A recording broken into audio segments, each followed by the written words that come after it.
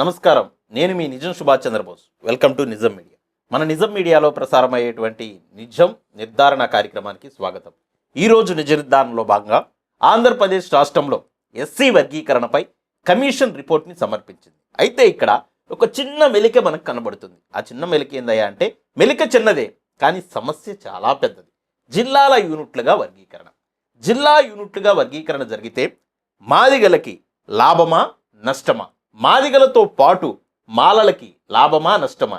అసలు ఎస్సీలో ఉన్న 59 కులాలకి ఈ జిల్లాల యూనిట్ల వర్గీకరణ అనేది లాభమా నష్టమా? ఇది ఒక అంశం. అయితే ఇక రెండో అంశం, ఈ అంశం చుట్టూ జిల్లాల యూనిట్లుగా వర్గీకరణ అంశం చుట్టూ ఏ మాదిగ సంఘాలు ఏ పాత్రను పోషించినాయి, ఏ మాదిగ సంఘాలు ఏ పాత్ర పోషించాలి, వాళ్ళు ఏ పాత్ర పోషించారనేది కూడా మనం నిర్ధారించుకుందాం. ఇక మూడోది, ప్రభుత్వము ఈ జిల్లాల యూనిట్ల వర్గీకరణ ప్రక్రియని ఎందుకు ముందుకు తెస్తుంది? ఆంధ్రప్రదేశ్ రాష్ట్రంలో జిల్లాల యూనిట్లుగా వర్గీకరణ ఎందుకు చేయాలనుకుంటుంది? దీని వెనుక దాగున్నటువంటి కుట్ర దాగి ఉందా, లేకపోతే ఎస్సీ సామాజిక వర్గానికి మేలు చేయాలని ఎన్డీఏ కూటమి ప్రభుత్వం ఆలోచిస్తుందా అనేది నిజాన్ని నిర్ధారించుకునేటువంటి ప్రయత్నం చేద్దాం. ఇక వీడియోలోకి వెళ్ళబోయే ముందు నిజం మీడియాకి స్క్రీన్ కోసం కింద నా నెంబర్ పెట్టాను. నా నెంబర్కి నిజం మీడియాని గౌరవించేటోళ్ళు, అభిమానించేటోళ్ళు, నిజం ఇంకా 10 మందికి చేరాలనుకునేవాళ్ళు, మనోడు నిజాలు మాత్రమే చెప్తాడని భావించేవాళ్ళు మాత్రమే నా నెంబర్కి ఫోన్పే ద్వారా కానీ గూగుల్ పే ద్వారా కానీ మీ ఆర్థిక సహకారాన్ని అందించండి. ఓకే, ఇప్పుడు మనం జిల్లాల వారీగా చూద్దాం. జిల్లాల వారీగా మాదిగలకి ఏ జిల్లాల్లో నష్టం జరుగుతుంది జిల్లా యూనిట్ల వారీగా అనేది ఆధారాలతోటి, జనాభా లెక్కలతోటి, ఆ జిల్లాలో మాదిగల జనాభా, మాలల జనాభా, ఇతర కులాల జనాభాతోటి ఎంత పర్సంటేజ్ వస్తుంది అనేది మనం డిసైడ్ చేసుకునేటువంటి ప్రయత్నం చేద్దాం.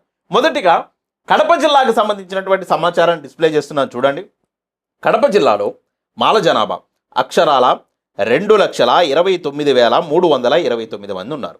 అదే మాదిగ జనాభా 2,06,897 మంది ఉన్నారు. ఈ జనాభా లెక్క ఆధారంగా మాలలకి 7.5% రావడానికి అవకాశం ఉంది. అదే మాదిగలకి 6.5% రావడానికి అవకాశం ఉంది. మిగతా ఏమన్నా కానీ ఉపకులాలు ఉన్నాయో, రెల్లి కానీ ఆది ఆంధ్ర కానీ, వాటికి సంబంధించి గ్రూప్ ఏకి 1% రావడానికి అవకాశం ఉంది. అంటే ఇక్కడ ఇది ఒక వినూత్నమైనటువంటి జిల్లా అనమాట. కడప జిల్లాకి స్టేట్ యూనిట్గా చేసినా కానీ అదే పర్సంటేజ్ వస్తుంది, జిల్లా యూనిట్గా చేసినా కూడా అదే పర్సంటేజ్ వస్తుంది. కాబట్టి వీళ్ళు ఏ విధంగా వర్గీకరణ జరిగినా కానీ వీళ్ళు సేఫ్, వీళ్ళకి ఎట్ట వర్గీకరణ జరిగినా కానీ ఇబ్బంది లేదు. సో కడప జిల్లా అనేది సేఫ్ జోన్లో ఉంది. ఇక కడప తర్వాత ఒక్కసారి చిత్తూరు జిల్లాని చూడండి. చిత్తూరు జిల్లాకు సంబంధించినటువంటి లెక్కలు డిస్ప్లే చేస్తున్నాను చూడండి. మాల సామాజిక వర్గం అక్షరాల 3,05,512 మంది ఉన్నారు. అదే మాదిగ జనాభా 2,63,229 మంది ఉన్నారు. ఈ జనాభా లెక్కల ప్రకారం మాల కమ్యూనిటీకి 6% రావడానికి అవకాశం ఉంది, మాదిగ కమ్యూనిటీకి 3% రావడానికి అవకాశం ఉంది.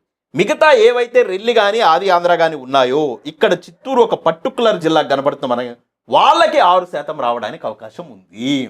అంటే ఇక్కడ చూడండి, మాలలకి 6% వస్తుంది. ఏవైతే రెల్లి కానీ ఉపకులాలు కానీ ఆది ఆంధ్ర కానీ ఈ కులాలు ఏవైతే ఉన్నాయో, ఇక మిగతా కులాలు ఏవైతే ఉన్నాయో వాళ్ళకి 6% రావడానికి అవకాశం ఉంది. కానీ మాదిగలు ఇక్కడ చిత్తూరు జిల్లాలో 3%కే పరిమితం అయిపోయారు. ఇది తీవ్రమైనటువంటి నష్టాన్ని చేకూరుస్తుంది చిత్తూరు జిల్లాకి. ముఖ్యమంత్రి గారు ప్రాతినిధ్యం వహిస్తున్నటువంటి జిల్లాకి ఈ 3% రావడం అనేది మాదిగలకి వాళ్ళని తీవ్రమైనటువంటి ఘోరమైనటువంటి అన్యాయంలోనికి నెట్టేస్తుంది. ఇది చిత్తూరు జిల్లాకు సంబంధించినటువంటి అంశము. ఇక చిత్తూరు తర్వాత నెల్లూరు జిల్లాకి రండి. నెల్లూరు జిల్లాకు సంబంధించినటువంటి సమాచారాన్ని డిస్ప్లే చేస్తాను చూడండి. మాల సామాజిక వర్గం అక్షరాల 4,14,654 మంది ఉన్నారు. మాదిగ సమాజం 2,11,195 మంది ఉన్నారు.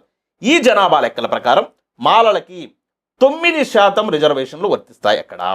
అదే మాదిగలకి 5% రిజర్వేషన్లు వర్తిస్తాయి. మిగతా ఉపకులాలు ఏవైతే గ్రూప్ ఏ ఉందో ఆ గ్రూప్ ఏకి 1% రిజర్వేషన్లు వర్తిస్తాయి. సో ఇక్కడ మాది కమ్యూనిటీ అగైన్ మళ్ళా 1.5% రిజర్వేషన్లు కోల్పోతుంది. స్టేట్ యూనిట్గా చేస్తే 6.5% రావడానికి అవకాశం ఉంటే, కానీ ఇక్కడ 5%కే మాది కమ్యూనిటీ పరిమితమై ఉండవలసినటువంటి పరిస్థితి నెల్లూరు జిల్లాలో మనకి క్లియర్ కట్గా కనిపిస్తుంది. ఇది రాయలసీమ ప్రాంతము, దక్షిణ కోస్తాకు సంబంధించినటువంటి 3 జిల్లాల్లో నష్టం. ఇక్కడ మనం ఇక్కడి నుంచి ఉత్తరాంధ్రాకి వెళ్దాం. ఉత్తరాంధ్రలో ఎక్కడెక్కడ ఏ విధంగా జరుగుతుంది అనేది మనం చూద్దాం. ఉత్తరాంధ్రలో స్టార్టింగ్ శ్రీకాకుళం జిల్లా నుంచి చూద్దాం. శ్రీకాకుళంకు సంబంధించినటువంటి లెక్కలో డిస్ప్లే చేస్తున్నాను చూడండి. శ్రీకాకుళం మనం చూస్తే మాల జనాభా చూడండి 1,67,873 మంది ఉన్నారు. మాదిగ జనాభా ఇక్కడ మీరు చూడండి చాలా తక్కువ కనిపిస్తుంది, 29,764 మంది ఉన్నారు. దీని ఆధారంగా వచ్చేటువంటి పర్సంటేజ్ చూస్తే మాలలకి 10.5% వస్తుంది, మాదిగలకి కేవలం స్వల్పంగా 2.5% మాత్రమే వస్తుంది. మిగతా గ్రూప్ ఏకి మాత్రం ఇక్కడ 2% రావడానికి అవకాశం ఉంది. అంటే ఇక్కడ మనం గమనిస్తే ఏవైతే ఉపకులాలుగా ఉన్నాయో, ఏవైతే రెల్లి అనుబంధ కులాలు ఉన్నాయో వాళ్లతోటి సమానంగా శ్రీకాకుళం జిల్లాలో మాదిగలకి రిజర్వేషన్ పర్సంటేజ్ రావడానికి అవకాశం ఉంది. స్టేట్ యూనిట్గా చేస్తే 6.5 వస్తుంటే జిల్లా యూనిట్గా చేస్తే శ్రీకాకుళం జిల్లాలో 2.5 వస్తుంది.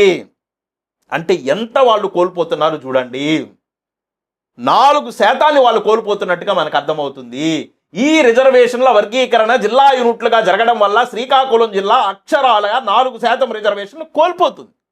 అక్కడి నుంచి శ్రీకాకుళం జిల్లా నుంచి విజయనగరం కొద్దాం. విజయనగరం చూస్తే విజయనగరంలో మాల జనాభాని చూడండి ఒకసారి, అక్షరాల 1,28,487 ఉంది. అదే మాదిగ జనాభా చూడండి కేవలం 52,336 ఉంది. దీని ఆధారంగా పర్సంటేజ్ ఎంత వస్తుందా అంటే మాల కమ్యూనిటీకి ఏమో 8.5% వస్తుంది, 8.5% వస్తుంది. అదే మాదిగ జనాభాకి ఆ పర్సంటేజ్ ఎంత వస్తుంది అంటే 3.5% వస్తుంది. మిగతా రెల్లి అటు అనుబంధ కులాలు ఏవైతే గ్రూప్ ఏ ఉన్నాయో వాళ్ళకి 3% రావడానికి అవకాశం ఉంది. అంటే విజయనగరం జిల్లాలో కూడా మీరు గమనిస్తే రెల్లి అనుబంధ కులాలు ఎస్సీలో ఉన్న ఉప్పు కులాలతోటి సమానంగా మాదిగలకు అక్కడ వస్తుంది. 3.5%కే వాళ్ళు పరిమితమై ఉంటున్నారు. స్టేట్ యూనిట్గా చేస్తే 6.5% రిజర్వేషన్లు అనుభవించవలసినటువంటి విజయనగరం జిల్లాకు సంబంధించినటువంటి మాదిగ సోదరులు 3.5%కే పరిమితం అవుతున్నారు. ఇంకా 3% రిజర్వేషన్లు వాళ్ళు కోల్పోతున్నారు. ఇది విజయనగరం తాలూకు జిల్లా యూనిట్గా జరగడం వల్ల వాళ్ళకు జరిగేటువంటి నష్టము సగానికి సగం రిజర్వేషన్లు విజయనగరంలో కోల్పోయేటువంటి పరిస్థితి స్పష్టంగా క్లియర్ కట్గా మనకు కనిపిస్తుంది. విజయనగరం నుంచి విశాఖపట్నం కొద్దాం. విశాఖపట్నంలో చూడండి మాల జనాభాని ఒకసారి గమనించండి, అక్షరాల మాల జనాభా 1,87,132 మంది ఉన్నారు. మాదిగ జనాభా కేవలం 69,791 మంది ఉన్నారు. దీని ఆధారంగా మాలలకి 9.5% అంటే 9.5% రిజర్వేషన్లు వస్తాయి. మాదిగలకి 3.5% వస్తాయి, అంటే 3.5% రిజర్వేషన్లు వస్తాయి. ఇక రెల్లి అనుబంధ కులాలు గ్రూప్ ఏకి 2% రిజర్వేషన్లు రావడానికి అవకాశం ఉంది. అంటే విశాఖపట్నం జిల్లాలో కూడా సేమ్, విశాఖపట్నంలో కూడా విజయనగరంలో ఏ విధంగానైతే స్టేట్ యూనిట్గా చేస్తే 3% అదనంగా రావడానికి అవకాశం ఉందో అదే 3% ఇక్కడ కూడా కోల్పోతున్నట్టుగా మనకి విశాఖపట్నంలో కూడా కనిపిస్తూ ఉంది. జిల్లాల యూనిట్లుగా వర్గీకరణ అనేది చేసి విశాఖపట్నంలో ఉన్న మాదిగ సోదరులకు 3% రిజర్వేషన్లు తగ్గిస్తున్నాము. మనము 3% రిజర్వేషన్లు తగ్గించి వాళ్ళు గొంతులు కోసేటువంటి ప్రయత్నం చేస్తున్నాము. దీన్ని గమనించండి. ఓకే, విశాఖపట్నం నుంచి తూర్పుగోదావరి కొద్దాం. తూర్పుగోదావరి జిల్లాలో మనం గమనిస్తే మాల సామాజిక వర్గం జనాభాని ఒకసారి చూడండి, అక్షరాల 6,47,571 మంది ఉన్నారు. మాదిగ జనాభా 2,09,206 మంది ఉన్నారు. ఇక దీని ఆధారంగా ఎంత పర్సంటేజ్ వస్తుందని మనం చూస్తే మాలలకి 10% రిజర్వేషన్లు రావడానికి అవకాశం ఉంది. అదే మాదిగలకి 4% రిజర్వేషన్లు మాత్రమే రావడానికి అవకాశం ఉంది. రెల్లి దాని అనుబంధ కులాలకి 1% రిజర్వేషన్లు రావడానికి అవకాశం ఉంది. అంటే ఇక్కడ మీరు గమనిస్తే 4% వస్తున్నాయి తూర్పుగోదావరి జిల్లాలో, మిగతా 2.5% ఇక్కడ తూర్పుగోదావరి జిల్లాలో ఉన్న ప్రజలకు నష్టం జరుగుతుంది. 4% మాత్రమే వస్తున్నాయి, మిగతా 2.5% రిజర్వేషన్లు నష్టం జరుగుతుంది. ఓకే, తూర్పుగోదావరి దగ్గర నుంచి పశ్చిమ గోదావరికి వద్దాం. పశ్చిమ గోదావరి జిల్లాలో మాల జనాభా అక్షరాల 4,59,744 మంది. మాదిగ జనాభా 2,85,602 మంది. దీని ఆధారంగా వచ్చేటువంటి పర్సంటేజ్ మనం చూస్తే మాలలకి 9% రావడానికి అవకాశం ఉంది, మాదిగలకి 5% రావడానికి అవకాశం ఉంది, మిగతా రెల్లి దాని అనుబంధ కులాలకి 1% రావడానికి అవకాశం ఉంది. అంటే ఇక్కడ పర్టికులర్గా మాదిగలకు మనం చూస్తే మాదిగలు ఇక్కడ 1.5% నష్టపోతున్నట్టుగా మనకు క్లియర్ కట్గా అర్థమవుతుంది. ఇవి మనం జిల్లాల వారీగా చూసుకుంటూ వస్తే జిల్లాల వారీగా జరుగుతున్నటువంటి మాదిగలకి తీవ్రమైనటువంటి అన్యాయం జరుగుతున్నటువంటి జిల్లాలుగా ప్రాంతాలుగా మనం గుర్తించవచ్చు.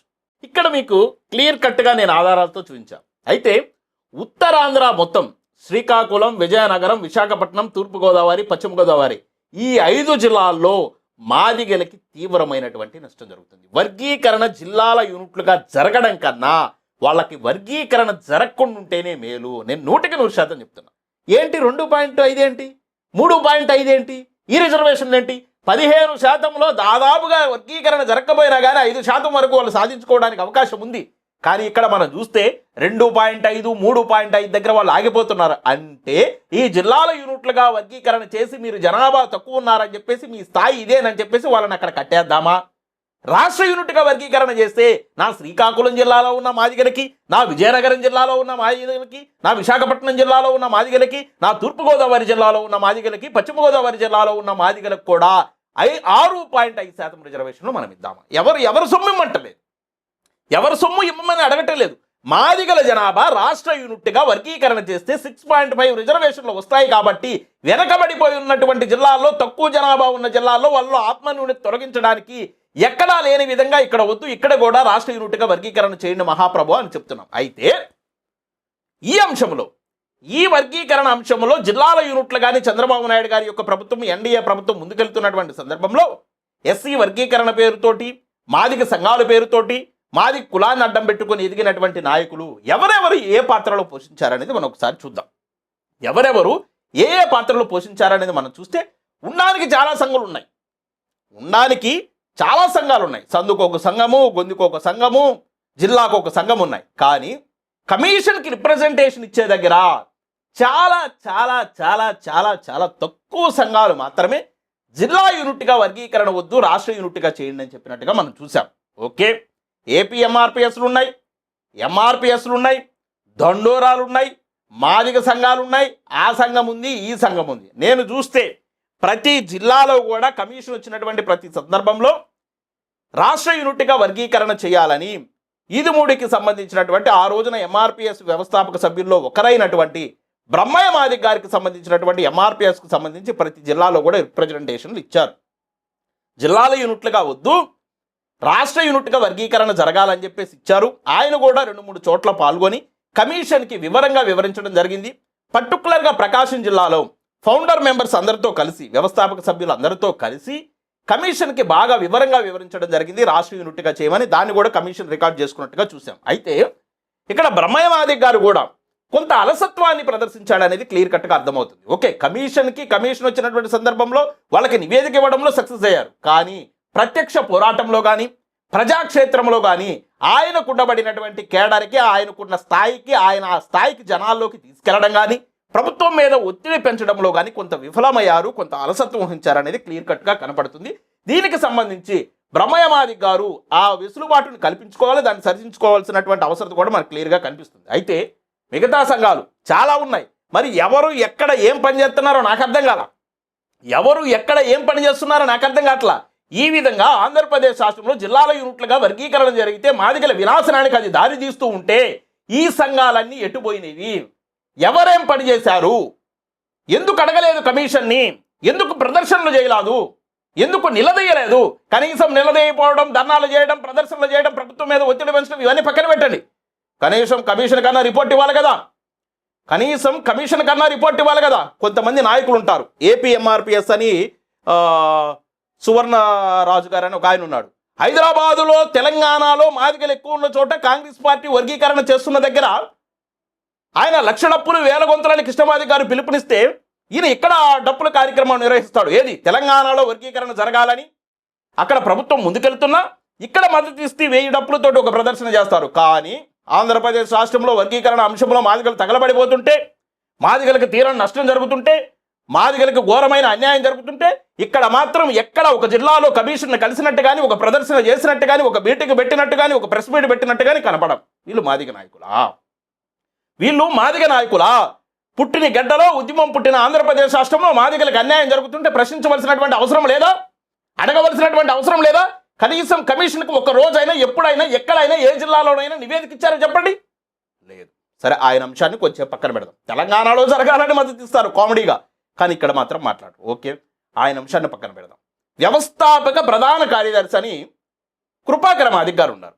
కృపాకర మాదిగ గారు ఈ మధ్య హైదరాబాద్లో మీరు ఎక్కడ చూసినా కానీ ఆయన చాలా సందర్భాల్లో కనపడుతూ ఉన్నాడు, ప్రెస్ మీట్లు పెడుతున్నాడు, అనేక రకాల విమర్శలు మందకృష్ణ మాదిగ గారి మీద చేస్తున్నారు, చాలా ఇన్పుట్స్ అవుట్పుట్స్ ఇస్తూ ఉన్నాడు. అయితే ఆంధ్రప్రదేశ్లో జిల్లా యూనిట్ అని చెప్తున్నారు, ఎమ్మెల్యేలు చెప్తున్నారు, ఎలక్షన్కు ముందు చంద్రబాబు నాయుడు గారు చెప్పారు, ముఖ్యమంత్రి అయిన తర్వాత చెప్పాడు, సుప్రీంకోర్టు జడ్జిమెంట్ వచ్చిన తర్వాత చెప్తున్నాడు. కమిషన్ జిల్లాలుగా పర్యటన చేస్తుంటే ఒక్కరోజు కమిషన్ దగ్గరికి వెళ్ళి జిల్లాల యూనిట్లుగా వర్గీకరణ వద్దు, రాష్ట్ర యూనిట్గా వర్గీకరణ కావాలి, జిల్లాల యూనిట్లుగా వర్గీకరణ జరిగితే మాదిగలకు నష్టపోతారు, మాదిగలకు అన్యాయం జరుగుతుంది, మాదిగలు ఘోరంగా దెబ్బతింటారని ఒక్క 5 నిమిషాలు మాట్లాడి రిపోర్ట్ ఇవ్వలేకపోయారా?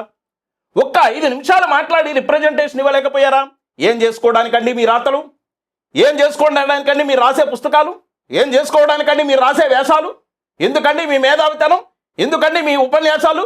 అరే, క్రియాశీలకమైనటువంటి సందర్భంలో, క్రియాశీలకమైనటువంటి అవసరమైనప్పుడు మీ పాత్ర క్రియాశీలకంగా మీరు పోషించనప్పుడు మీరు దేనికి జాతిలో మేధావులుగా, దేనికి మీకు ఆ ట్యాగులు? వ్యవస్థాపక ప్రధాన కార్యదర్శులు, మేము చేసిన త్యాగాలు ఇవి, మేము చేసినవి అవి, మేము ఇన్ని అవుట్పుట్స్ ఇచ్చాము, ఇన్ని ఇన్పుట్స్ ఇచ్చాము, మా మేధావితనం ఇది, దేనికోసము?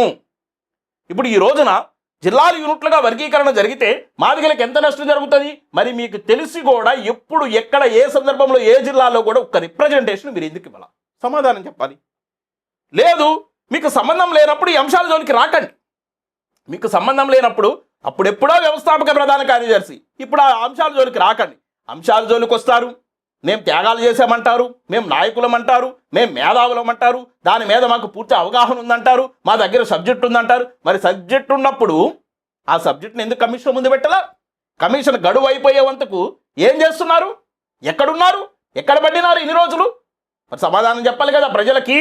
మేధావులుగా ఉన్నవాళ్ళు, విద్యావంతులుగా ఉన్నవాళ్ళు, వర్గీకరణ మీద అన్ని రకాల అవగాహన ఉన్నవాళ్ళు మీరే రిప్రజెంటేషన్ ఇవ్వకపోతే ఈ రోజున జిల్లాల యూనిట్లుగా జరిగి వర్గీకరణ జరిగితే ఈ వర్గీకరణ వల్ల జరిపోయినటువంటి మాదిగల యొక్క ప్రాణాలు ఏ విధంగా ఘోషిస్తాయి?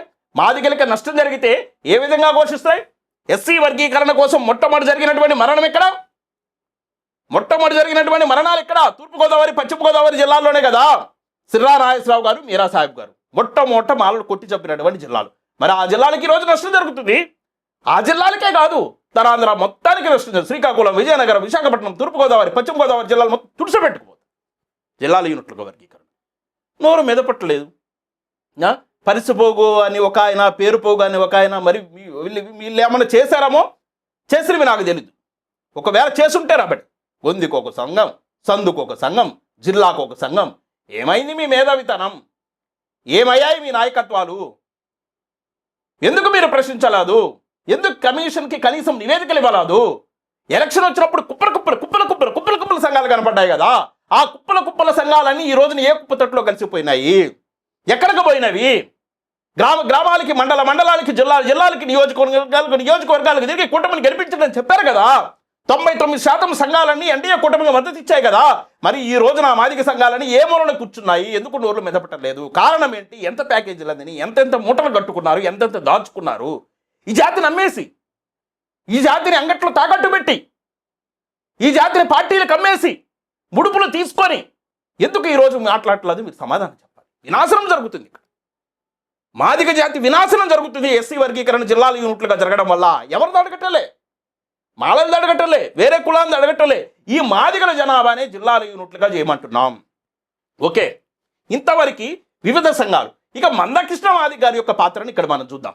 మందకృష్ణ మాదిగ గారి గురించి చెప్పాలంటే, మందకృష్ణ మాదిగ గారు ఒక వింత రోగంతో బాధపడుతున్నాడు. ఏంటన్నా బలేటోడు, నువ్వు అన్నకు రోగం అంటావేంటి? ఏం రోగం అన్నా అంటే, తెలంగాణ బార్డర్ దాటి ఆంధ్రప్రదేశ్ రాష్ట్రంలోకి వస్తే ఈ జిల్లాల యూనిట్ల వర్గీకరణ మీద స్పందించడానికి కానీ, ఎస్సీ వర్గీకరణ వేగవంతం చేయమని ప్రభుత్వం మీద ఒత్తిడి తేవడానికి కానీ, ఎన్డీఏ కూటమి ప్రభుత్వాన్ని ఒక విమర్శ చేయడానికి కానీ ఆయనకు మాటలు రావు, మూగోడైపోతాడు. బార్డర్ దాటితే పాప మూగోడైపోతాడు, ఆ మాటలు రావు. నువ్వు ఎంత చెప్పినా, ఎంత పుషింగ్ ఇచ్చినా, ఎన్ని విమర్శలు చేసినా కానీ జిల్లాల యూనిట్ల వర్గీకరణ మీద ఇంతవరకు విప్పకపోవడానికి కారణం ఏంటో నాకు అర్థం కావట్లే. అది జిల్లాల యూనిట్లుగా వర్గీకరణ చేస్తే ఉత్తరాంధ్రకు సంబంధించినటువంటి జిల్లాలు కానీ, రాయలసీమ ప్రాంతానికి సంబంధించినటువంటి జిల్లాల్లో కానీ మాదిగలకు తీవ్రమైన ఘోరమైన నష్టం జరుగుతుంది. వాళ్ళు ఇన్నాళ్ళుగా నా జెండా మోశారు, నా జెండా మోసి మందకృష్ణ మాదిగ గారి నాయకత్వం వర్ధిల్లాలి వాళ్ళు చెప్తే వాళ్ళని నేను అధపాతాళానికి తొక్కేస్తున్నాను, ఈ జిల్లాల యూనిట్ల వర్గీకరణ అనేది మాదిగ జాతి వినాశనానికి దారి తీస్తుందని చెప్పేసి కనీసం జారీ దయా కనికరం లేదు. కనీసము జాలీదయ కనికరం లేదు, మానవత్వం లేదు, మానవత దృక్పథంతో ఆలోచించడం లేదు. ఎక్కడో నేను ప్రాణాలు అరిచేతిలో పెట్టుకొని తెలంగాణ రాష్ట్రం నుంచి ఆంధ్రప్రదేశ్ రాష్ట్రంలోకి వస్తే ఈదుమూడి అనే ఒక గ్రామం నన్ను రక్షించి ఆంధ్రప్రదేశ్ రాష్ట్రంలో బండ కొట్టుకునేవాడిని నన్ను భారతదేశానికి నాయకుడు చేశారు. ఆ రాష్ట్రానికి ఈ రోజున నేను తీసుకునేటువంటి చర్యల వల్ల, నా లాలూచిల వల్ల, నా ఒప్పందాల వల్ల, నా ప్యాకేజీల వల్ల ఈ రోజు నా జాతికి నష్టం జరుగుతుంది. కనీసం అంటే కనీసం తీసుకుంటే తీసుకున్నారయ్యా, ప్యాకేజీ ఒప్పందం చేసుకున్నారయ్యా. ఎంత ప్యాకేజీ ఇచ్చినా మాదిగ జాతి ఓట్లని ఎంఆర్పిఎస్ ఆవిర్భావం దగ్గర నుంచి తెలుగుదేశం పార్టీకి ప్రతి సందర్భంలో ప్రతి ఎలక్షన్కి వేయించుకుంటూనే వస్తున్నాం కదా. వాళ్ళు లక్షల వేల కోట్లు ఇచ్చినా కానీ దాన్ని భర్తీ చేయలేరు. ఓకే తీసుకుంటే తీసుకున్నారు, కానీ అన్యాయం జరుగుతున్నప్పుడు అడగాలి కదా. ఎందుకు అడగటం లేదు? అసలు నోరే మెదపరే. జిల్లాల యూనిట్లుగా వర్గీకరణ కావాలనన్నా చెప్పరు, లేదు వద్దనన్నా చెప్పరు. జిల్లా యూనిట్ వర్గీకరణ అన్నప్పుడల్లా నేను మాట్లాడు, నాకు మాటలు రావు. వర్గీకరణ త్వరగా చేయమని అడగనంటే నేను మాట్లాడను, నాకు మాటలు రావు. కానీ అవసరము లేకపోయినా, సందర్భము కాకపోయినా, ఏ అవసరము లేకపోయినా, ఏ సందర్భము కాకపోయినా రాకపోయినా కానీ తెలంగాణ రాష్ట్రంలో ప్రతి సందర్భంలో వర్గీకరణ చట్టం గురించి కాంగ్రెస్ పార్టీని విమర్శించుకుంటూ వర్గీకరణ జరగకుండా అక్కడ అడ్డుపడుతూ ఈ రోజున చట్టం లేట్ అవ్వడానికి మీరు ఒక కారణమై అక్కడ నిలబడి ఉన్నారు. కానీ అవసరం ఉన్న చోట, అడగాల్సిన చోట, వర్గీకరణ ప్రక్రియ వేగవంతం కాని చోట, జిల్లాల యూనిట్లు అని ఒక అభద్రతాభావంలోనికి ప్రజలను నెట్టుతున్న చోట ఒక్క మాట కూడా జిల్లా యూనిట్ల వర్గీకరణ మీద మీరు మాట్లాడాలంటే ఎందుకు మాట్లాడలేదు? మీరే కదా వర్గీకరణకి ముందు వెనక, వర్గీకరణ మీద అన్ని రకాలైనటువంటి హక్కుదారులు, వర్గీకరణ మీద పేటెంట్ హక్కు ఉన్న వ్యక్తి, వర్గీకరణ జరిగితే దానికి సంబంధించినటువంటి కీర్తిని తీసుకునేటువంటి వ్యక్తి, వర్గీకరణ జరగకపోతే దానికి సంబంధించినటువంటి నష్టాన్ని భర్తీ చేయవలసినటువంటి వ్యక్తి మీరే కదా. వర్గీకరణకు సర్వాంతర్యామి మీరే కదా, మాదిగ జాతికి సర్వాంతర్యామి మీరే కదా, మాదిగల మహాత్ముడు కదా, మాన్యశ్రీ కదా, మాదిగల దైవం కదా. మరి ఆంధ్రప్రదేశ్ రాష్ట్రంలో జిల్లాల యూనిట్ల వర్గీకరణ వల్ల కొన్ని జిల్లాలు తుడిసిపెట్టుకొని పోతుంటే మరి మీరు ఎందుకు పెదవిప్పటం లేదు? ఏమి లాలూచి జరిగిందో? తెలుగుదేశం పార్టీకి, ఎన్డీఏ కూటమికి మీకు మధ్య జరిగినటువంటి ఒప్పందాలు ఏందో బయటపెట్టండి. చిన్న చిన్న అంశాలకి అవాకులు చవాకులు పేరే మీరు ఇంత పెద్ద అంశం ఇక్కడ నడుస్తుంటే, ఇంత నష్టం మాదిగలకు జరుగుతుంటే అసలు కనీసం ఎందుకు స్పందించటం లేదు? ఎందుకు మాటలు రావట్లేదు? ఆంధ్రప్రదేశ్కి వస్తున్నారు, పోతున్నారు, ఎమ్మెల్యేలు కలుస్తున్నారు, సమావేశాలు పెడుతున్నారు. ఎంతకి దిగజారయ్యా అంటే మాదిగలు ఎక్కువగా ఉన్న అనంతపురం జిల్లాలో రాష్ట్ర సమావేశం పెట్టుకున్నారు. ఉత్తరాంధ్రలో ఉన్న ఎంఆర్పిఎస్ నాయకులను కానీ, ఎంఈఎఫ్ నాయకులను కానీ ఏ రోజన్నా ఏం జరుగుతుంది, మీకు జిల్లాల యూనిట్లుగా వర్గీకరణ జరిగితే నష్టపోతున్నారు కదా, మీ పరిస్థితి ఏందని అడిగే ప్రయత్నం చేశారా? వాళ్ళకి చెప్పే ధైర్యం లేదనుకోండి మీ దగ్గర. ఒకవేళ చెప్పినా మీరు మాట దాటేసుకొని వెళ్తున్నారని చాలామంది నాతో చెప్తున్నారు. చాలామంది నాకు ఫోన్లు చేసి అడుగుతున్నారు, అన్నా మీరన్నా మాట్లాడండి అన్నా అని చెప్పేసి బతిమాలుతున్నారు. కానీ మందకృష్ణ మాదిగ గారు మీరు గుర్తుపెట్టుకోండి, నేను మీకు చెప్తున్నాను, మీరు గనక జిల్లాల యూనిట్లుగా వర్గీకరణ మీద స్పందించకుండా, జిల్లాల యూనిట్ల వర్గీకరణ మాకు వద్దు, రాష్ట్ర యూనిట్గా వర్గీకరణ చేయండి అని తెలుగుదేశం పార్టీతో మీరు మాట్లాడి చేయించకపోతే ఆంధ్రప్రదేశ్ రాష్ట్రానికి సంబంధించి మాదిగ జాతి ద్రోహిగా మీరు మిగిలిపోతారు. దీనిలో నో డౌట్. తెలంగాణలో వర్గీకరణ జరుగుతుంది, సంతోషం, యాక్యురేట్ మీకే ఇస్తాం, డెఫినెట్గా ఇస్తాం, ఇవ్వాలి కూడా, మీకు ఇస్తాం. కానీ ఆంధ్రప్రదేశ్ రాష్ట్రానికి సంబంధించి ఇన్ని కుయుక్తులు వన్నుతూ, ఇన్ని కుట్రలు జరుపుతూ వర్గీకరణ ద్వారా మాదిగలకు నష్టాలు చేయాలని చూస్తే మాత్రం 100% మేము ఖండిస్తాం. ఇంకా ఏదో ఒకటి లేనా ఏదో ఒక విధంగా జిల్లాల యూనిట్లుగా రాష్ట్ర యూనిట్లుగా జరిగిపోతే పోనీ అనుకోవడానికి కూడా ఇక్కడ ఏంటంటే చిన్న మెలికను మీరు గమనించండి. జిల్లాల యూనిట్లుగా వర్గీకరణ అనే హామీని ఎప్పుడు ఇచ్చారు? ఎన్నికలకు ముందు సుప్రీంకోర్టు జడ్జిమెంట్ రావడానికి ముందు ఇచ్చారు. ఇప్పుడు సుప్రీంకోర్టు కొన్ని నియమాలు ఇచ్చింది, సుప్రీంకోర్టు కొన్ని నిబంధనలు పెట్టింది, సుప్రీంకోర్టు కొన్ని సూచనలు చేసింది. ఆ సూచనలకు అనుగుణంగా, ఆ నియమాలకు అనుగుణంగా, ఆ నిబంధనలకు అనుగుణంగా వర్గీకరణ జరగాలి. ఇప్పుడు అది కాకుండా ఈ భారతదేశంలో ఎక్కడా లేని, ఏ రాష్ట్రంలో లేని జిల్లా యూనిట్ల వర్గీకరణ అని ఒక వర్గీకరణ తెస్తే ఆ వర్గీకరణ తీసుకొని మానవ సోదరులు ఖచ్చితంగా కోర్టుకెళ్తారు. కోర్టుకెళ్ళి ఆ వర్గీకరణ కొట్టేస్తారు. కొట్టు ఇచ్చిన తర్వాత మళ్ళీ ఏం జరుగుతుంది? ఒక 2-3 ఏళ్ళు గడిచిన తర్వాత మళ్ళా చంద్రబాబు నాయుడు గారు, మందకృష్ణ మాదిగ గారు కలిసి ఈసారి మనం కోర్టు పరంగా ఏ విధమైనటువంటి ఇబ్బందులు లేకుండా చక్కటి చట్టాన్ని చేస్తాము, ఈసారి కూడా మాదిగలు మాకే ఓట్లు వేయండి అని చెప్పేసి ఆయన అడుగుతాడు, వాళ్ళ హామీ ఇస్తారు. ఇదే గతంతు ఖచ్చితంగా మీరు గమనించండి. జిల్లాల యూనిట్లుగా వర్గీకరణ అంటే కమిషన్ రిపోర్ట్ వచ్చినప్పుడు కానీ, సబ్ కమిటీ పడ్డప్పుడు కానీ, ఎక్కడ అసెంబ్లీలో కానీ, శాసనమండలిలో కానీ లోకేష్ గారు మాట్లాడినప్పుడు కానీ, మాల నాయకులు కానీ, మాల ఎమ్మెల్యేలు కానీ, మాల కుల సంఘాలకు సంబంధించి మాల మహానాడు సంఘాలు కానీ ఎక్కడా కూడా వాళ్ళు స్పందించకపోవడానికి కారణం ఏంటనుకుంటున్నారు మీరు? ఈ జిల్లాల యూనిట్ల వర్గీకరణ నిలబడదు. సుప్రీంకోర్టు గైడ్ లైన్స్ ప్రకారం జరిగినటువంటి వర్గీకరణ అయితేనే నిలబడుతుంది. సుప్రీంకోర్టు జడ్జిమెంట్లో ఏముందో పూసగుచ్చినట్టు చూసి ఆ సుప్రీంకోర్టు ఇచ్చినటువంటి నియమ నిబంధనలు విద్య, ఉద్యోగ, రాజకీయ, సాంఘిక, సంక్షేమ అన్ని రంగాలు చూసుకోవాలి. వాళ్ళ సామాజిక పరిస్థితులు ఎలా ఉన్నాయి, వాళ్ళ విద్య ఎలా ఉంది, వాళ్ళ అక్షరాస్యత ఎలా ఉంది, వాళ్ళ ఉద్యోగాలు ఎన్ని ఉన్నాయి, వాళ్ళ రాజకీయ పరిస్థితులు ఎలా ఉన్నాయి, వాళ్ళ ఆర్థిక పరిస్థితులు ఎలా ఉన్నాయి, వాళ్ళ జనాభా ఎలా ఉంది, ఇలా ఒక్కొక్క అంశం అన్ని క్షుణ్ణంగా అధ్యయనం చేసుకొని చట్టం తీస్తే అది న్యాయపరంగా నిలబడుతుంది. కానీ అసలు సంబంధం లేకుండా సుప్రీంకోర్టు జడ్జిమెంట్ కుడివైపు ఉంటే ఎడం వైపున మీరు చట్టం చేస్తే అసలు ఈ చట్టం ఎలా నిలబడుతుంది? అసలు నాకు అర్థం కావట్లా ఒక డౌటు. అసలు ఈ జిల్లాల యూనిట్ల వర్గీకరణ అనే పదం ఎక్కడ కనిపెట్టారు? ఇది ఎందుకు వచ్చింది? ఏ రాష్ట్రంలో అమల్లో ఉంది? ఏ రాష్ట్రం దీన్ని చేస్తుంది? ఈ జిల్లాల యూనిట్లుగా వర్గీకరణ చేయమని ఏ కుల సంఘము, ఏ కులము ఎప్పుడు, ఎక్కడ, ఏ రూపంలో నిరసన తెలియజేసింది? ఎప్పుడు ఎవరు అడిగారని, ఎవరు నిరసన తెలియజేశారని, ఏ రాష్ట్రంలో ఇది అమలు జరుగుతుంటే దాన్ని మోడల్గా తీసుకొని మీరు జిల్లాల యూనిట్లుగా వర్గీకరణ అంటున్నారు? శ్రీకాకుళం జిల్లాలో జిల్లాల యూనిట్లుగా భర్తీ అయ్యే పోస్టులే తీసుకుందాం. మనం ఒక టీచర్ పోస్టులే తీసుకుందాం. జిల్లా యూనిట్గా వర్గీకరణ జరిగితే వాళ్ళు 2 పోస్టులుగా పరిమితం అవ్వాలి. ఆ జిల్లా వాళ్ళకే ఇస్తారు. అదే స్టేట్ యూనిట్గా జరిగితే జిల్లాల వారీగా భర్తీ అయ్యే పోస్టులు కూడా నా శ్రీకాకుళం బిడ్డలకి 6.5% టీచర్ పోస్టులు వస్తాయి. 6.5 ఉద్యోగాలు ప్రతి 100కి వాళ్ళకి అవకాశాలు ఉంటాయి. ఇప్పుడు మనము ఈ వర్గీకరణ అనేది వెనకబడిపోయినటువంటి ప్రజల్ని, వెనకబడిపోయినటువంటి కులాలని, ఆ సమూహాలను పైకి తేవడం కోసమా, సామాజిక న్యాయాన్ని పాటించడం కోసమా, తక్కువ జనాభా ఉన్న దగ్గర, వెనకబడిపోయినటువంటి జనాభా ఉన్న దగ్గర వాళ్ళని ఇంకా అదుపాతాలకు తొక్కేయడమా వర్గీకరణ అంటే? మరి ఈ వర్గీకరణ అర్థం చేసుకోవాలి కదా.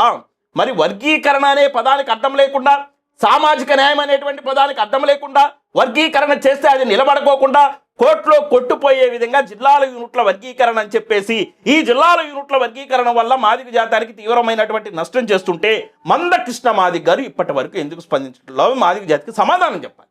ఈ ఆంధ్రప్రదేశ్ రాష్ట్రంలో ఉన్న మేధావులకి, విద్యావంతులకి నేను విజ్ఞప్తి చేస్తున్నా మీకు దయచేసి స్పందించండి సార్. ఇప్పుడు స్పందించకపోతే ఎప్పుడు స్పందిస్తారు? విద్యావంతులు, మేధావులు, ఉద్యోగస్తులు మీరు ఇప్పుడు స్పందించకపోతే ఇప్పుడు మీ అభిప్రాయాలను తెలియజేయండి. సోషల్ మీడియాలో పోస్టులు పెట్టండి, లేదా చిన్న వీడియోలు చేసి పెట్టండి, లేదా రాసి పెట్టండి. ఏ విధంగానైనా సరే మాదిగ జాతికి జరుగుతున్నటువంటి అన్యాయాన్ని మీరు ప్రశ్నించాలి. ప్రశ్నించే హక్కు ఉంది. మీరే ప్రశ్నించుకోకుండా మీరు మౌనం పాటిస్తే అది తీవ్రమైనటువంటి అన్యాయానికి దారితీస్తుంది. ఒక మేధావి మౌనం అనేది కరెక్ట్ కాదు. మేధావి మౌనంగా ఉండటం వల్ల ఈ సమాజానికి చాలా నష్టం జరుగుతుంది. అది మీరు అర్థం చేసుకుంటారని చెప్పేసి నేను చిన్నవాడిని, చాలా జ్ఞానంలో చిన్నవాడిని, వయసులో చిన్నవాడిని, అన్ని రకాలుగా మీకన్నా చిన్నవాడిని, మీకు విజ్ఞప్తి చేస్తున్నా. మా పెద్దన్నలకి, మా జాతిలో ఉన్న పెద్దన్నలకి విజ్ఞప్తి చేస్తున్నా, దయచేసి మీరు స్పందించండి. ఇక కుల సంఘాలకు సంబంధించినటువంటి నాయకులను నేను డిమాండ్ చేస్తున్నా. మేధావులకి విజ్ఞప్తి చేస్తున్నా, కుల సంఘాలకు సంబంధించినటువంటి నాయకులకి నేను డిమాండ్ చేస్తున్నా. ఎందుకు డిమాండ్ చేస్తున్నానా అంటే ఆంధ్రప్రదేశ్ రాష్ట్రంలో ఉన్న వివిధ సంఘాలు అన్నీ ఒక తాటి మీదకి రండి. ఒక తాటి మీదకి వచ్చి ప్రభుత్వానికి డిమాండ్ పెట్టండి. రాష్ట్ర యూనిట్గానే వర్గీకరణ చేయాలని విజ్ఞాపనలు, విన్నపాలు వద్దిక అన్నీ ఒక తాటి మీదకి వచ్చి డిమాండ్ పెట్టండి. డిమాండ్ పెట్టడంతో పాటు మందకృష్ణ మాదిగ గారికి కూడా హెచ్చరిక జారీ చేయండి. రాష్ట్ర యూనిట్గా వర్గీకరణ అంటే నేను ఆంధ్రప్రదేశ్ రాష్ట్రంలో అడుగుపెట్టు. ఆంధ్రప్రదేశ్ రాష్ట్రంలో రాష్ట్ర యూనిట్ వర్గీకరణ అనకుండా జిల్లా యూనిట్ వర్గీకరణ ప్రోత్సహిస్తే నువ్వు ఆంధ్రప్రదేశ్ బోర్డర్లో కూడా అడుగు పెట్టలేవని అల్టిమేటం జారీ చేయండి. తప్పేముంది? ఎవరైనా, ఎక్కడైనా, ఏ రాష్ట్రంలోనైనా, ఈ భారతదేశంలో ఎక్కడైనా జరగవచ్చు. కానీ ఒక ప్రాంతం నుంచి ఇంకొక ప్రాంతానికి నష్టం చేయడం కోసం వస్తే ఖచ్చితంగా అడ్డుకోవాలి. అడ్డుకునేటువంటి పరిణామాలు ఎదుర్కోవాల్సి వస్తుంది మందకృష్ణ మాదిగ గారు. నేను విజ్ఞప్తి చేస్తున్నా, డిమాండ్ చేస్తున్నాం. అన్ని కుల సంఘాలు కూడా ఆలోచించండి. మీరు మాదిగ సమాజానికి నష్టం జరిగితే, ఈ జిల్లాల యూనిట్లుగా వర్గీకరణ అనేది జరిగితే దానిలో మీ పాత్ర కూడా ఉంటుంది. మీ పాత్రని ప్రజలు గమనిస్తారు. ఈ వినాశనంలో మీ పాత్ర కూడా ఉంటుంది. ఈ పాత్రలో, వినాశనంలో మీరు కూడా భాగస్వాములు అవుతారా? రాష్ట్ర యూనిట్గా వర్గీకరణ కోసం మీరు పోరాటం చేస్తూ, మీరు ఐక్యంగా ఉండి, మీరు ఏకదాటి మీదకి వచ్చి మందకృష్ణ మాదిగ గారికి, ప్రభుత్వానికి అల్టిమేటం జారీ చేస్తారా? మీరే నిర్ణయించుకోండి. మీరు ఏ వైపు ఉంటారో, ఏ గట్టునుంటారో మీరో తేల్చుకోవాలని చెప్పేసి నేను విజ్ఞప్తి చేస్తూ, నేను ప్రభుత్వాన్ని కూడా డిమాండ్ చేస్తున్నా, విజ్ఞప్తి చేస్తున్నా. చంద్రబాబు నాయుడు గారు వర్గీకరణకి ఆద్యుడు మీరే, వర్గీకరణ చట్టానికి రూపశిల్పి మీరే అని చెప్తున్నారు. వర్గీకరణకి వెనక ముందు వర్గీకరణ చేసింది మీరే, చేయబోయేది మీరే, వర్గీకరణ మీరు చేస్తారని చెప్తున్నారు. మరి ఇన్ని చేసినటువంటి చంద్రబాబు నాయుడు గారికి జిల్లాల యూనిట్లుగా వర్గీకరణ చేస్తే ఇది కోర్టులో నిలబడదని తెలియదా? జిల్లాల యూనిట్లుగా వర్గీకరణ ఎవరి మేరకు చేస్తున్నారు? ఎవరికి అంటగట్టడానికి చేస్తున్నారు? ఎవరికి మీరు దోచిపెట్టడానికి చేస్తున్నారో మాదిగ సమాజానికి సమాధానం చెప్పాలి. ఎంఆర్పిఎస్ ఆవిర్భవించిన దగ్గర నుంచి తెలుగుదేశం పార్టీ కోసం ప్రాణాలు వదిలారు. తెలుగుదేశం పార్టీ కోసం, తెలుగుదేశం పార్టీ కార్యకర్తల కన్నా కూడా మాల సామాజిక వర్గము ఏ విధంగా అయితే మిమ్మల్ని దూషిస్తూ పక్కన పెట్టిందో అదే స్థాయిలో మాదిగ సామాజిక వర్గం మీకోసం పనిచేసింది. కమ్మ సామాజిక వర్గం ఏ స్థాయిలో పనిచేసిందో అంతకన్నా ఎక్కువ స్థాయిలో మాదిగ సామాజిక వర్గం పనిచేసింది. కమ్మలు ఎవరు తెలుగుదేశం పార్టీ కోసం చనిపోలేదు, కానీ వస్తున్నా మీకోసం పాదయాత్రలో 3 ఎంఆర్పిఎస్ కార్యకర్తలు చనిపోయారు, ప్రాణాలను బలిదానం ఇచ్చి మిమ్మల్ని నిలబెట్టారనేటువంటి విషయాన్ని మీరు గుర్తుపెట్టుకోండి. కమ్మల కన్నా కూడా మాదిగలు తెలుగుదేశం పార్టీకి ఎక్కువ పనిచేశారు, ఎక్కువ సేవ చేశారు, ఎక్కువ కోల్పోయి కూడా ఆ పార్టీని నిలబెట్టేటువంటి ప్రయత్నం చేశారు. మరి అలాంటప్పుడు మీరు మాదిగలకు రుణం తీర్చుకోవాలనేటువంటి సందర్భం మీకు వచ్చినప్పుడు, అలాంటి సందర్భంలో ఒక నీతిగా, ఒక నిజాయితీగా, ఒక నిబద్ధతగా శాశ్వతమైన పరిష్కారం చూపించేటువంటి దిశగా మాదిగలకు మీరు న్యాయం చేయాలి. కానీ ఈ విధంగా ఇన్ని జిల్లాల్లో మాదిగలకు నష్టం చేస్తూ సుప్రీంకోర్టు గైడ్ లైన్స్కు వ్యతిరేకంగా మీరు ఈ జిల్లా యూనిట్ల వర్గీకరణ అనేది తీసుకొచ్చి మరొకసారి కోర్టులో ఇది నిలబడకోకుండా చేసి మాదిగ జాతికి తీవ్రమైనటువంటి అన్యాయం కనుక మీరు చేస్తే, అంతకన్నా 2 అంతల తీవ్రమైనటువంటి అన్యాయం మేము తెలుగుదేశం పార్టీకి చేయాల్సి వస్తుందని ఇవన్నీ గుర్తుపెట్టుకొని గతంలో వర్గీకరణ చేసినటువంటి చంద్రబాబు నాయుడు గారు ఈ రోజున పక్క రాష్ట్రాలు చేస్తున్నటువంటి వర్గీకరణ కూడా పరిశీలించి ఒక న్యాయబద్ధమైన, హేతుబద్ధమైనటువంటి, కోర్టులో నిలబడేటువంటి, మాదిగ జాతికి మేలు చేసేటువంటి వర్గీకరణ చేయాలని చెప్పేసి మా నిజం మీడియా తరపున డిమాండ్ చేస్తూ, విజ్ఞప్తి చేస్తూ, మా నిజం మీడియా ప్రతి సందర్భంలో కూడా ఉన్నది ఉన్నట్టు చెప్తుంది. ఎప్పుడు కూడా లేనిది ఉన్నట్టుగా కానీ, ఉన్నది లేనట్టుగా కానీ చెప్పేటువంటి ప్రయత్నం చేయదు మా నిజం మీడియా. ఎవరికి అనుకూలము కాదు, అలా అని చెప్పేసి ఎవరికి వ్యతిరేకంగా కూడా కాదు. ప్రతి సందర్భంలో ప్రజలకు నిజాన్ని నిర్భయంగా తెలియజేయడమే మా యొక్క లక్ష్యం. కాబట్టి మా వీడియోస్ కనుక మీకు నచ్చితే లైక్ చేయండి, షేర్ చేయండి, మన ఛానల్ సబ్స్క్రైబ్ చేసుకోండి.